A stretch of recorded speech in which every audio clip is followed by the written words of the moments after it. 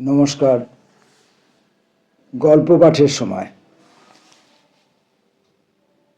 পরশুরাম ওরফে রাজশেখর বসুর গল্প চিকিৎসা সংকট। সন্ধ্যা হব হব। নন্দবাবু হক সাহেবের বাজার হইতে ট্রামে বাড়ি ফিরিতেছেন। বিডন স্ট্রিট পার হইয়া গাড়ি আস্তে আস্তে চলিতে লাগিল। সম্মুখে গরুর গাড়ি। আরেকটু গেলেই নন্দবাবুর বাড়ির মোড়। এমন সময় দেখিলেন পাশের একটি গলি হইতে তার বন্ধু বঙ্কু বাহির হইতেছেন। নন্দবাবু উৎফুল্ল হইয়া ডাকিলেন, দাঁড়াও হে বঙ্কু, আমি নামছি। নন্দ দুবগলে দুই বান্ডিল। ব্যস্ত হইয়া গাড়ি হইতে যেমন নামিলেন অমনি কোঁচায় পা বাঁধিয়া নিচে পড়িয়া গেলেন। গাড়িতে একটা শোরগোল উঠিল এবং ঘ্যাঁচাং করিয়া গাড়ি থামিল। জন কতক যাত্রী নামিয়া নন্দকে ধরিয়া তুলিলেন। যারা গাড়ির মধ্যে ছিলেন তারা গলা বাড়াইয়া নানা প্রকারের সমবেদনা জানাইতে লাগিলেন। আহা, বড্ড লেগেছে, তোরা গরম দুধ পিলা দো। দুটো পাই কি কাটা গেছে? একজন সিদ্ধান্ত করিল মৃগী, আর একজন বলিল ভিড়মি, কেউ বলিল মাতাল, কেউ বলিল বাঙাল, কেউ বলিল পাড়া গেয়ে ভূত। বাস্তবিক নন্দবাবুর মোটেই আঘাত লাগে নাই, কিন্তু কে তা শোনে? লাগেনি কি মশাই? খুব লেগেছে, 2 মাসের ধাক্কা, বাড়ি গিয়ে টের পাবেন। নন্দ বারবার করজোড়ে নিবেদন করিলেন যে প্রকৃতই কিছুমাত্র চোট লাগে নাই। একজন বৃদ্ধ ভদ্রলোক বললেন, আরে মোলো, ভালো করলে মন্দ হয়, স্পষ্ট দেখলুম লেগেছে, তবু বলে লাগেনি। এমন সময় বঙ্কুবাবু আসিয়া পড়ায় নন্দবাবু পরিত্রাণ পাইলেন।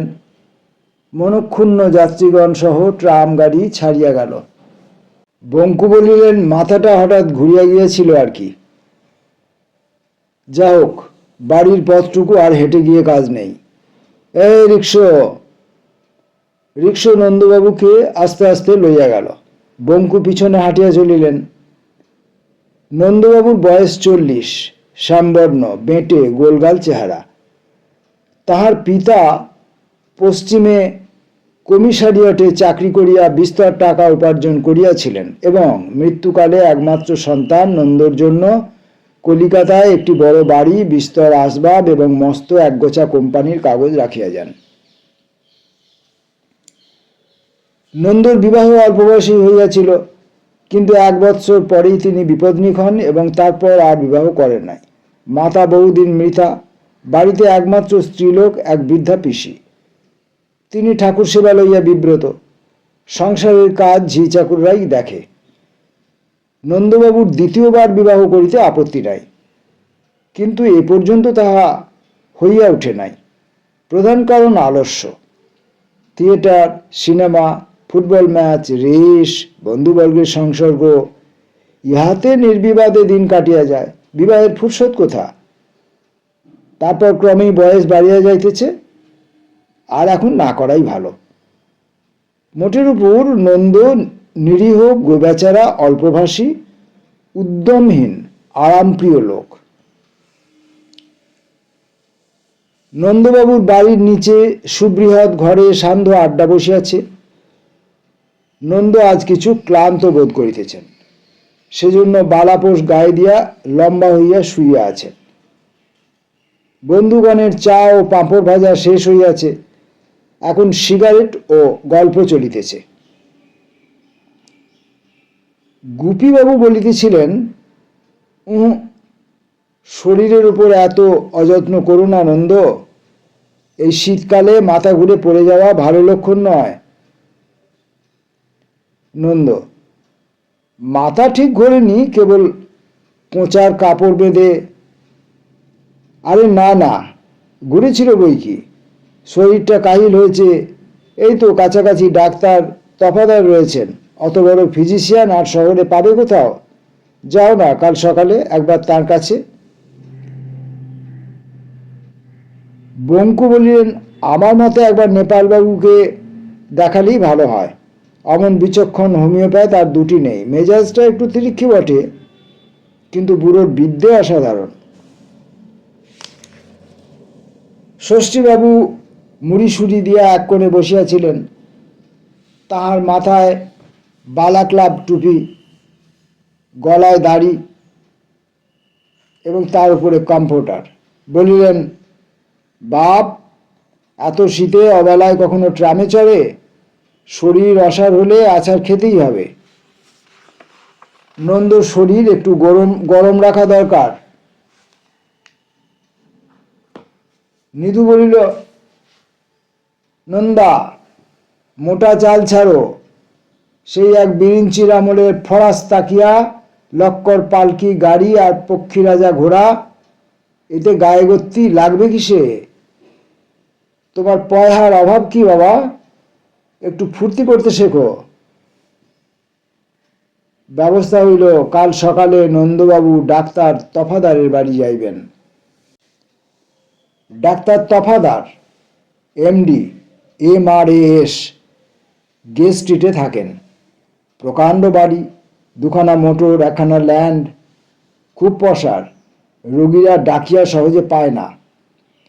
1.5 ঘন্টা পাশের কামরায় অপেক্ষা করার পর নন্দবাবুর ডাক পড়িল। ডাক্তার সাহেবের ঘরে গিয়া দেখিলেন এখনো একটি রুগীর পরীক্ষা চলিতেছে। একজন স্থূলকায় মারোয়ারি নগ্ন গাত্রে দাঁড়াইয়া আছে। ডাক্তার ফিতা দিয়া তাহার ভুঁড়ির পরিধি মাপিয়া বলিলেন, বস, 1.25 ইঞ্চি বর্গিয়া। রোগী খুশি হইয়া বলিল, নবস তো দেখিয়ে। ডাক্তার রোগীর মণিবন্ধে নারীর উপর একটা মোটর কারের স্পার্কিং প্লাগ ঠেকাইয়া বলিলেন, বহুত মজে সে চল রাহা। রোগী বলিল, জওয়ান তো দেখিয়ে। রোগী হাঁ করিল। ডাক্তার ঘরের অপর দিকে দাঁড়াইয়া অপেরা প্লাস দ্বারা তার জিভ দেখিয়া বলিলেন, থোড়ে সি কসর হ্যায়, কল ফিন আনা। রোগী চলিয়া গেলে তরফদার নন্দর দিকে চাহিয়া বলিলেন, ওয়েল। নন্দ বলিলেন, আগে বড় বিপদে পড়ে আপনার কাছে এসেছি। কাল হঠাৎ ট্রাম থেকে। তফাদার, কম্পাউন্ড ফ্র্যাকচার, হাড় ভেঙেছে। নন্দবাবু আনুপূর্বিক তার অবস্থা বর্ণনা করিলেন। বেদনা নাই, জ্বর হয় না, পেটের অসুখ, সর্দি, হাঁপানি নাই। ক্ষুধা কাল হইতে একটু কমিয়াছে। রাত্রে দুঃস্বপ্ন দেখিয়াছেন, মনে বড় আতঙ্ক। ডাক্তার তাহার বুক, পেট, মাথা, হাত পা, নাড়ি পরীক্ষা করিয়া বলিলেন, জিভ দেখি। নন্দবাবু জিভ বাহির করিলেন। ডাক্তার ক্ষণকাল মুখ বাঁকাইয়া কলম ধরিলেন। প্রেসক্রিপশন লেখা শেষ হইলে নন্দর দিকে চাইয়া বলিলেন, আপনি এখন জিভ টেনে নিতে পারেন। এই ওষুধ রোজ 3 বার খাবেন। কিরকম বুঝলেন? Very bad. কি হয়েছে? আরো কতদিন কত ওয়াজ না করলে ঠিক বলা যায় না। তবে সন্দেহ করেছি সেরিব্রাল টিউমার উইথ স্ট্রাঙ্গুলেটেড গ্যাংলিয়া। ট্রিফাইন করে মাথার খুলি ফুটো করে অস্ত্র করতে হবে, আর ঘাড় চিরে নার্ভের জট ছাড়াতে হবে। শর্ট সার্কিট হয়ে গেছে। নন্দ, বাঁচব তো? দমে যাবেন না, তাহলে সারাতে পারবো না। 7 দিন পরে ফের আসবেন। মাই ফ্রেন্ড মেজর গোসাইয়ের সঙ্গে একটা কনসালটেশনের ব্যবস্থা করা যাবে। ভাত ডাল বড় একটা খাবেন না। Egg flip, bone marrow soup, chicken stew, এইসব। বিকেলে একটু বারগন্ডি খেতে পারেন। বরফ জল খুব কম খাবেন। হ্যাঁ, 32 টাকা। Thank you. নন্দবাবু কম্পিত পদে প্রস্থান করিলেন। সন্ধেবেলা বঙ্কুবাবু বললেন, আরে আমি তখনই বারণ করেছিলাম, ওর কাছে যেও না। বেটা মেরোর পেটে হাত বুলিয়ে খায়, খুলির উপর তুরপুন চালাবেন? ষষ্ঠীবাবু, আমাদের পাড়ার তারিণী কবিরাজকে দেখালে হয় না? গোপীবাবু, না না, যদি বাস্তবিক নন্দর মাথার ভেতর ওলটপালট হয়ে গিয়ে থাকে তবে হাতুড়ে বুদ্ধির কম্য নয়, হোমিওপ্যাথিই ভালো। নিধু, আমার কথা তো শুনবে না বাবা। ডাক্তারি তোমার ধাতে নাশ হয় তো একটু কবরেজি করতে শেখো। দরওয়ানজি দিব্যি এক লোটা বানিয়েছে, বলো তো একটু চেয়ে আনি। হোমিওপ্যাথি স্থির হইল। পরদিন খুব ভোরে নন্দবাবু নেপাল ডাক্তারের বাড়ি আসিলেন। রোগীর ভিড় এখনো আরম্ভ হয় নাই, অল্পক্ষণ পরেই তাঁর হাঁক পড়িল। একটি প্রকাণ্ড ঘরের মেঝেতে ফরাস পাতা, চারিদিকে স্তূপাকারে বই সাজানো। বইয়ের দেওয়ালের মধ্যে গল্পবর্ণিত শেয়ালের মতো বৃদ্ধ নেপালবাবু বসিয়া আছেন, মুখে গড়গড়ার নল। ঘরটি ধোঁয়ায় ঝাপসা হইয়া গিয়াছে। নন্দবাবু নমস্কার করিয়া দাঁড়াইয়া রইলেন। নেপাল ডাক্তার কটমট দৃষ্টিতে চাহিয়া বলিলেন, বসবার জায়গা আছে? নন্দ বসিলেন। শ্বাস উঠছে? আগে রোগীর অবস্থা শেষ না হলে তো আমাকে ডাকা হয় না, তাই জিজ্ঞেস করছি। নন্দ সবিনয়ে জানাইলেন তিনিই রোগী। অ্যালোপ্যাথ ডাক্তার বেটারা ছেড়ে দিয়েছে বড়, তাই তোমার হয়েছে কি? নন্দবাবু তাহার ইতিপূর্ব বর্ণনা করিলেন। তফাৎ আর কি বলেছে? বললেন, আমার মাথায় টিউমার আছে। তফাদারের মাথায় কি আছে জানো? গোবর, আর টুপির ভেতর শিং, জুতোর ভেতর খুর, পাতলুনের ভেতর ল্যাজ। খিদে হয়? দুদিন থেকে একেবারে হয় না। ঘুম হয় না। মাথা ধরে? কাল সন্ধেবেলা ধরেছিল। বাঁ দিক? আগে হ্যাঁ। না ডান দিক? আগে হ্যাঁ। নেপাল ধমক দিয়া বললেন, ঠিক করে বলো। আগে ঠিক মধ্যিখানে। পেট কামড়ায়? সেদিন কামড়েছিল। নিদে কাবলি মটর ভাজা এনেছিল, তাই খেয়ে। পেট কামড়ায় না মোচড় দেয় তাই বলো। নন্দ বিব্রত হইয়া বলিলেন, হ্যাঁচড় প্যাঁচড় করে। ডাক্তার কয়েকটি মোটা মোটা বহি দেখিলেন, তারপর অনেকক্ষণ চিন্তা করিয়া বলিলেন, একটা ওষুধ দিচ্ছি, নিয়ে যাও। আগে শরীর থেকে অ্যালোপ্যাথিক বীজ তাড়াতে হবে। 5 বছর বয়সে আমার খুনে বেটারা 2 ব্রেন কুইনিন দিয়েছিল, এখনো বিকেলে মাথা টিপটিপ করে। 7 দিন পরে ফের এসো, তখন আসল চিকিৎসা শুরু হবে। ব্যাপারটা কি আন্দাজ করেছেন? তা জেনে তোমার 4টে হাত বেরোবে। যদি বলি তোমার পেটে ডিফারেন্সিয়াল ক্যালকুলাস হয়েছে, কিছু বুঝবে? ভাত খাবে না, দুবেলা রুটি, মাছ মাংস বারণ, শুধু মুগের ডালের জুস, স্নান বন্ধ, গরম জল একটু খেতে পারো, তামাক খাবে না, ধোঁয়া লাগলে ওষুধের গুণ নষ্ট হবে। ভাবছো আমার আলমারির ওষুধ নষ্ট হয়েছে? সে ভয় নেই, আমার তামাকে সালফার 30 মেশানো থাকে। ফি কত তাও বলে দিতে হবে নাকি?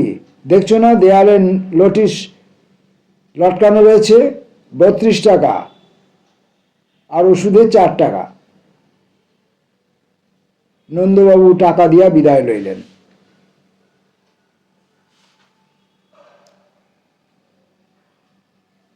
নিধু বলিল, কেন বাবা কাঁচা পয়সা নষ্ট করছো? থাকলে 5 রাত বক্সে বসে থিয়েটার দেখা চলতো। ও নেপাল বুড়ো মস্ত ঘুঘু, নন্দাকে ভালো মানুষ পেয়ে জেরা করে করে দিয়েছে। পড়তো আমার পাল্লায় বাঁচাধন, কত বড় হোমিও ফাঁক দেখে নিতুম। এক চুমুকে তার আলমারি শুদ্ধ ওষুধ সাবড়ে না দিতে পারি তো আমার নাক কেটে দিও। গুপি, আজ অফিসে শুনছিলাম কে একজন বড় হাকিম ফরাক্কাবাদ থেকে এখানে এসেছেন। খুব নাম ডাক, রাজা মহারাজারা সব চিকিৎসা করাচ্ছে, একবার দেখানো হয় না?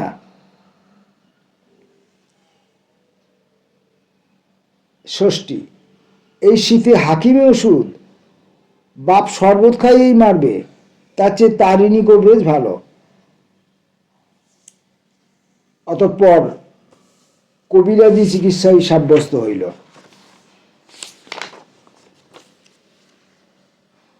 পরদিন সকালে নন্দবাবু তারিণী কবিরাজের বাড়ি উপস্থিত হইলেন।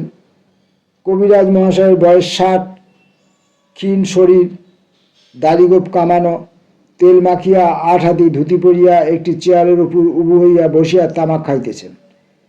এই অবস্থাতেই ইনি প্রত্যহ রুগী দেখেন।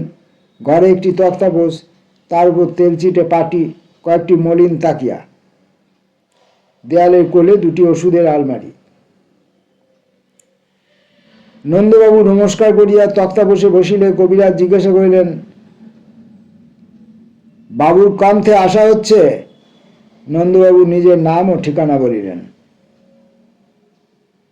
রোগীর ব্যামোটা কি? নন্দবাবু জানাইলেন তিনি রোগী এবং সমস্ত ইতিহাস বিবৃত করিলেন। মাথার খুলি ছাঁদা করে দিয়েছে নাকি? আগে না। নেপালবাবু বললেন পাথুরি, তাই আর আমার মাথায় অস্তর করায়নি। নেপাল? সে আবার কেডা? জানেন না? চোরাবাগানের নেপালচন্দ্র রায়, MBFTS, মস্ত হোমিওপ্যাথ। ও ন্যাপলা, তাই কও? সেটা আবার ডাক্তার হলো কবে? বলি, পাড়ায় এমন বিচক্ষণ কবিরাজ থাকতি ছেলে ছোকরার কাছে যাও কেন? আগে বন্ধু বান্ধবরা বললে ডাক্তারের মত নেওয়াটা দরকার, যদি অস্ত্র চিকিৎসা করতে হয়। জন্তিবাবুটি চেনো? খুলনের উকিল জন্তিবাবু। নন্দ ঘাড় নাড়িলেন। তার মামার উরুস্তম্ভ, সিভিল সার্জন, পা কাটলে 3 দিন অচৈতন্যী। জ্ঞান হলি পর কইলেন, আমার ঠ্যাং কই? ডাকো তারি নিশান রে। দেলাম ঠুকে 1 দলা চবনপ্রাশ। তারপর কি হলো কও দেখি? আবার পা গজিয়েছে বুঝি? ওরে ও ক্যাবলা, দেখ দেখ, বিড়েলে সবটা ছাগলাদ্য ঘ্রেত খেয়ে গেল। বলিতে বলিতে কবিরাজ মহাশয় পাশের ঘরে ছুটিলেন। একটু পরে ফিরিয়া আসিয়া যথাস্থানে বসিয়া বলিলেন, দাও নাড়িটা একবার দেখি। যা ভাবছিলাম তাই। ভারী ব্যায়াম হয়েছিল কখনো? অনেকদিন আগে টাইফয়েড হয়েছিল। ঠিক ঠাউরেছি। 5 বছর আগে? প্রায় 7.5 বছর হলো। একই কথা, 5 দেড়া 7.5। প্রাতিককালে বমি হয়? আগে না। হয়, জানতে পারো না। নিদ্রা হয়? ভালো হয় না। হবেই না তো। ঊর্ধ্ব হয়েছে কি না? দাঁত কনকন করে? আগে না। করে, জানতে পারো না। যাও, তুমি চিন্তা করো নি বাবা, আরাম হয়ে যাবে। আমি ওষুধ দিচ্ছি। কবিরাজ মহাশয় আলমারি হইতে একটি শিশি বাহির করিলেন। তার মধ্যস্থিত বড়ির উদ্দেশ্যে বলিলেন, লাফাস নে, থাম থাম। আমার সব জিয়ন্ত ওষুধ, ডাকলি ডাক শোনে। এই বড়ি সকাল সন্ধি একটি করে খাবা, আবার 3 দিন পরে আসবা, বুঝেছ? আগে হ্যাঁ। ছাই বুঝেছ? অনুপান দিতে হবে না। টাবা লেবুর রস আর মধুর সাথে মারি খাবা। ভাত খাবা না। ওল সিদ্ধ, কচু সিদ্ধ এসব খাবা। নুন ছোবা না। মাগুর মাছের ঝোল একটুখানি দিয়া রাধি খাতি পারো। গরম জল ঠান্ডা করি খাবা। ব্যায়ামটা কি? যারে কয় উদুরি, উর্দু শ্লেষাও কইতে পারো। নন্দবাবু কবিরাজে দর্শনী ঔষধের মূল্য দিয়া বিমর্ষ চিত্তে বিদায় লইলেন।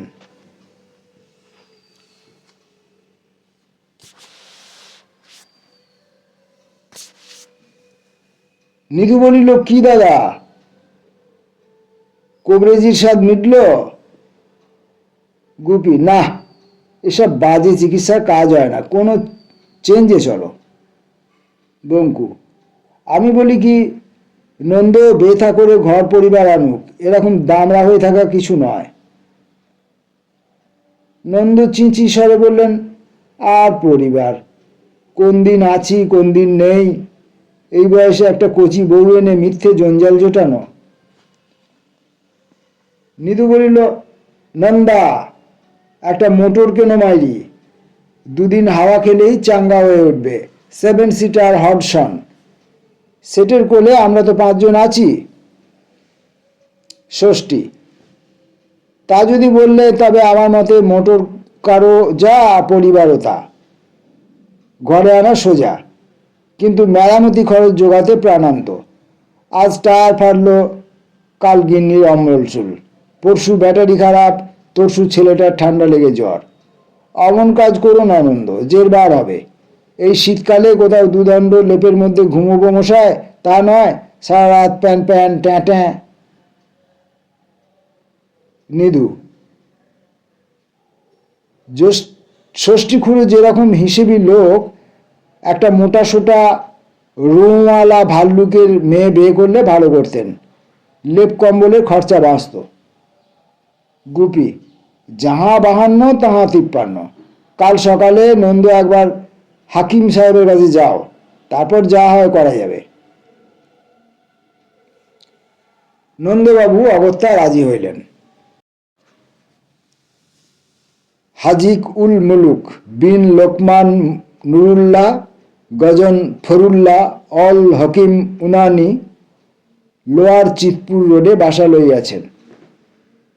নন্দবাবু তেতলায় উঠিলে একজন লুঙ্গি পরা ফেসধারী লোক তাকে বলিল, আসেন বাবু মশায়, আমি হাকিম সাহেবের মেয়ের মুন্সি, কি বিমারি বলেন, আমি লিখে হুজুরকে ইত্তালা ভেজিয়ে দেব। বেমারি কি সেটা জানতেই তো আসা বাপু। तब भी कुछ तो बोलेन, ना ताकती, बुखार, पिल्ली, चेचक, গেঘ, বাওয়াসির, রাতন্ধি, ওসব কিছু বুঝলাম না বাপু, আমার প্রাণটা ধরপড় করছে। সহি বলেন, দিল তরফ না। মোহর এনেছেন? মোহর? হাকিম সাহেব চাঁদি ছোন না, নজরানা 2 মোহর, না থাকে আমি দিচ্ছি 45 টাকা, আর বাটা 2 টাকা, আর রেশমি রুমাল 2 টাকা। দরবারে যেয়ে আগে হুজুরকে বন্দগি জনাব বলবেন, তারপর রুমালের ওপর মোহর রেখে সামনে ধরবেন। মুন্সি নন্দবাবুকে তালিম দিয়া দরবারে লইয়া গেল। একটি বৃহৎ ঘরে গালিচা পাতা, এক পার্শ্বে মসনদের উপর তাকিয়া হেলান দিয়া হাকিম সাহেব ফর্সিতে ধূমপান করিতেছেন। বয়স 55, বাবরি চুল, গোপ খুব ছোট করিয়া ছাঁটা, আবক্ষলম্বিত দাড়ির গোড়ার দিকে সাদা, মধ্যে লাল, ডগায় নীল। পরিধান শাটিনের চুড়িদার ইজার, কিংখাপের জোব্বা, জরির তাজ। সম্মুখে ধূমপানে মুসব্বর এবং রুমি মস্তগি জ্বলিতেছে, পাশে পিকদান, পামদান, আতরদান ইত্যাদি। 4-5 জন পারিষদ হাঁটুমুড়িয়া বসিয়া আছে এবং হাকিমের প্রতি কথায় কেরামত বলিতেছে। ঘরের কোণে একজন ঝাঁকড়া চুল, চাপ দেড়ে লোক সেতার লইয়া পিরিং পিরিং এবং বিকট অঙ্গভঙ্গি করিতেছে। নন্দবাবু অভিবাদন করিয়া মোহর নজর দিলেন। হাকিম ঈষৎ হাসিয়া আতরদান হইতে কিঞ্চিত তুলা লইয়া নন্দর কানে গুঁজিয়া দিলেন। মুন্সি বলিল, আপনি বাংলায় বাতচিত বলেন, আমি হুজুরকে সমঝিয়ে দিব। নন্দবাবুর ইতিবৃত্ত শেষ হইলে হাকিম ঋষভ কণ্ঠে বলিলেন, আর লাও। নন্দ শিহরিয়া উঠিলেন। মুন্সি আশ্বাস দিয়া বললেন, ডরবেন না মহাশয়, জানাবকে আপনার সিট দেখলাম। নন্দর মাথা টিপিয়া টিপিয়া হাকিম বললেন, হড্ডি পিলপিলা গয়া। মুন্সি, শুনেছেন? মাথায় হাড় বিলকুল নরম হয়ে গেছে। হাকিম তিন রাঙা দাড়িতে আগুল চালাইয়া বললেন, সুরমা সুরখ। একজন লাল গুর্খা নন্দর চোখের পল্লবে লাগাইয়া দিল। মুন্সি বুঝাইল, আখ ঠান্ডা থাকবে, নিদ হবে। হাকিম আবার বললেন, রগন বাব্বর। মুন্সি হাকিল, এ জি বাল বাব্বর, অস্তরাও। নন্দবাবু, হ্যাঁ, আরে তুম করো কি বলিতে বলিতে নাপিত চট করিয়া তার ব্রহ্মতালুর উপর 2 ইঞ্চি সমচতুষ্কোণ কামাইয়া দিল, আর একজন তাহার উপর একটা দুর্গন্ধ প্রলেপ লাগাইল।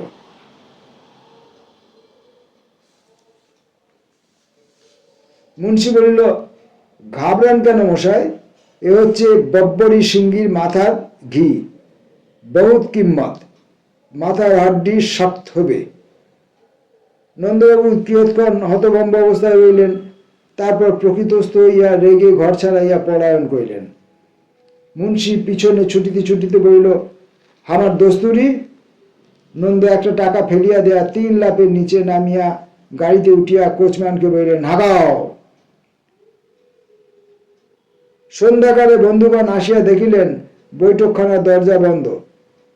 চাকর বলিল, বাবুর বড় অসুখ, দেখা হইবে না। সকলে বিষণ্ণ চিত্তে ফিরিয়া গেলেন। সমস্ত রাত বিছানায় ছটফট করিয়া ভোর 4টের সময় নন্দবাবু ভীষণ প্রতিজ্ঞা করিলেন যে আর বন্ধুগণের পরামর্শ শুনিবেন না, নিজের ব্যবস্থা নিজেই করিবেন। বেলা 8টার সময় নন্দ বাহির হইতে বাহির হইলেন এবং বড় রাস্তায় ট্যাক্সি ধরিয়া বলিলেন, সিধা চলো। সংকল্প করিয়াছেন মিটারে 1 টাকা উঠিলেই ট্যাক্সি হইতে নামিয়া পড়িবেন এবং কাছাকাছি যে চিকিৎসক পান তারই মতে চলিবেন। তা সে অ্যালোপ্যাথি, হোমিওপ্যাথি, কবিরাজ, হাতুড়ে, অবধূত, মাদ্রাজি, চার্চির ডাক্তার যেই হোক। বউবাজারে নামিয়া একটি গলিতে ঢুকিতেই সাইনবোর্ড নজরে পড়িল, doctor miss B Mallick. নন্দবাবু miss শব্দটি লক্ষ্য করেন নাই, নতুবা ইতস্তত করিতেন। একেবারে সোজা পর্দা ঠেলিয়া একটি ঘরের ভেতর প্রবেশ করিলেন।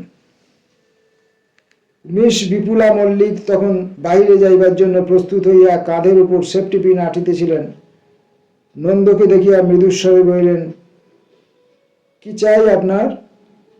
নন্দবাবু প্রথমটা অপ্রস্তুত হইলেন, তারপর মরিয়া হইয়া ভাবিলেন, দূর হোক, না হয় লেডি ডাক্তারই পরামর্শ নেব।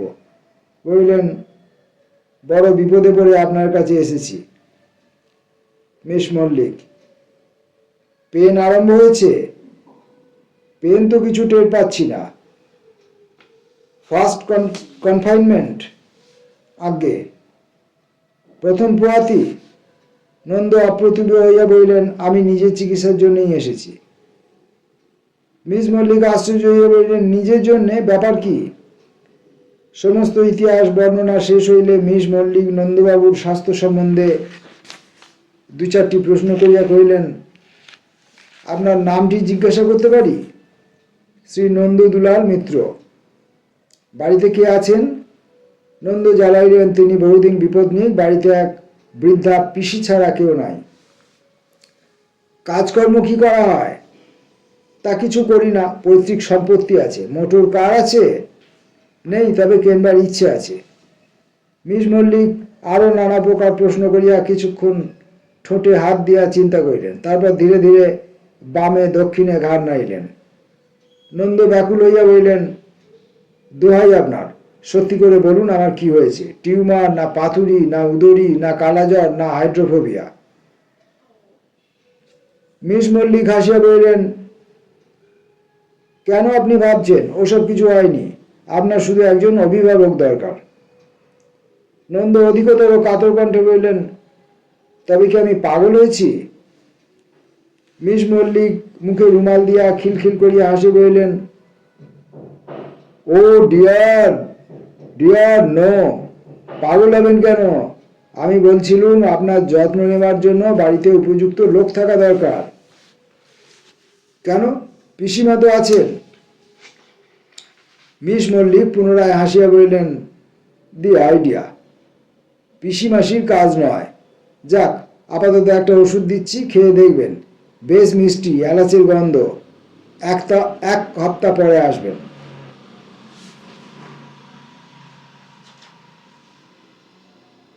নন্দবাবু 7 দিন পরে পুনরায় মিস বিপুলা মল্লিকের কাছে গেলেন, আর পরপর 2 দিন পরে আবার গেলেন।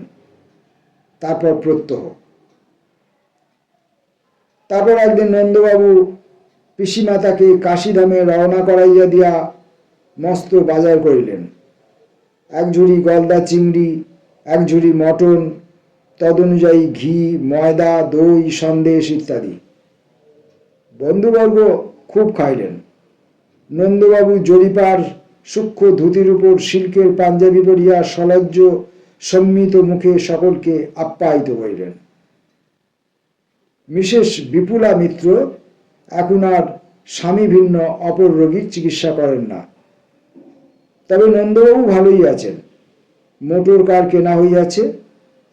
দুঃখের বিষয়, সান্ধ্য আড্ডাটি ভাঙিয়া গিয়াছে।